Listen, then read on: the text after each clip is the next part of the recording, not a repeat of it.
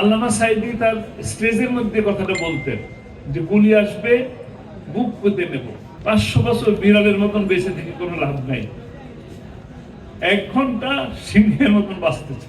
জীবন অবাক না করলে কে করবে? 28% মিল্ক ফ্যাটের অবাক করার সাথে ফ্রেশ মিল্ক পাউডার। জীবন অবাক করুক প্রতিদিন। সাংবাদিক হলো এই জাতির আয়না এবং বিবেক। আমরা আজকে যে ব্যক্তিকে নিয়ে আলোচনার জন্য উপস্থিত হলাম, সেই আল্লামা সাঈদী সারাটা জীবন তার জন্ম লগ্ন থেকে কোরআনকে ভালোবেসে, কোরআনকে অধ্যয়ন করে, কোরআনিক জীবন নিজেকে গঠন করে, কোরআনের জীবন মানুষকে যেন গঠন করতে পারে, সেই ব্রতকে সামনে রেখে, লক্ষ্যকে সামনে রেখে গোটা বাংলাদেশ ব্যাপী তিনি কোরআনের একটি নতুন ধারা, তাফসীরের একটি নতুন ধারা প্রত্যাবর্তন করলেন এবং গোটা বাংলাদেশে কোরআনের ব্যাখ্যা তার মতন করে আর কেউ দিতে পারছে বলে আমার জানা নেই, মানুষ বলে। আমরা বিশ্বাস করি আল্লামা সাঈদীর এই কর্মকে লাখো কোটি মানুষ যেমন ভাবে বুকে ধারণ করে, ভালোবাসে, সেই সাথে কিছু কতিপয় ব্যক্তি আছে যারা তাকে সহ্য করতে পারে নাই বা সহ্য করতে এখনো পারে না।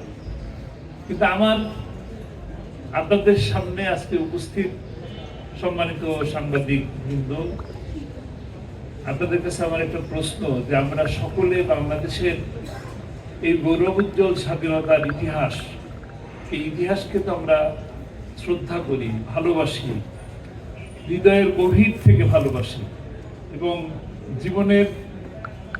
জীবনের এই শরীরের যে রক্ত, প্রতিটি ফোঁটা রক্তবিন্দু দিয়ে ভালোবাসি এবং বুক ফুলিয়ে চলি। বাংলাদেশ, আমাদের মুরব্বীরা এই দেশকে স্বাধীন করেছে, দেশকে মুক্ত করেছে হানাদার বাহিনীর কাছ থেকে।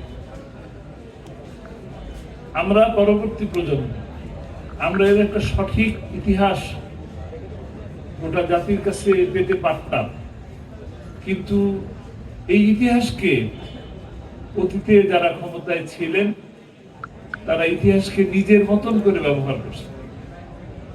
আজকে আমি স্মরণ করি শরীফ ওসমান হাদিকে, যে কিনা সত্যের কথা বলতে যে জীবন দিয়েছে।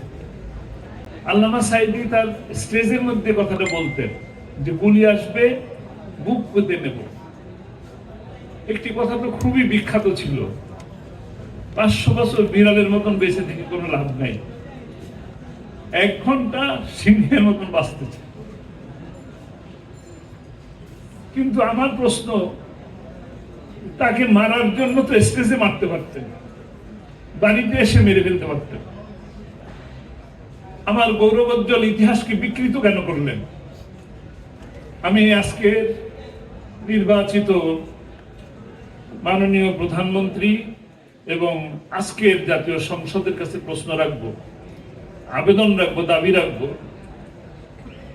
স্বাধীনতার ঘোষক এটাকে নিয়েও যেভাবে বিকৃত করা হয়েছে, সরকারের পক্ষ থেকে তাকে যে উপাধি দেওয়া হয়েছে, সেই উপাধি পর্যন্ত তারা ফ্যাসিস্টরা নিজের গদিকে সংরক্ষণ করার জন্য, কুক্ষিগত করার জন্য তাকে হেনস্থা বা এমন কোন কথা, অপমানজনক কথা, এমন কোন কথা বাদ রাখেন নাই যেটা শহীদ প্রেসিডেন্ট জিয়াউর রহমান সম্পর্কে বলেন নাই। আমি প্রতিশোধের কথা বলবো না, কিন্তু আগামী যে প্রজন্ম, আমরা যতটুকু দেখে আসছি, আর এখন যারা আছেন তারা তো কিছুই দেখেন নাই, তারা 24 দেখছেন। আমি চাই, আমরা চাই বাংলাদেশের মানুষ এই ফেব্রুয়ারি মাসের 52কে জানুক,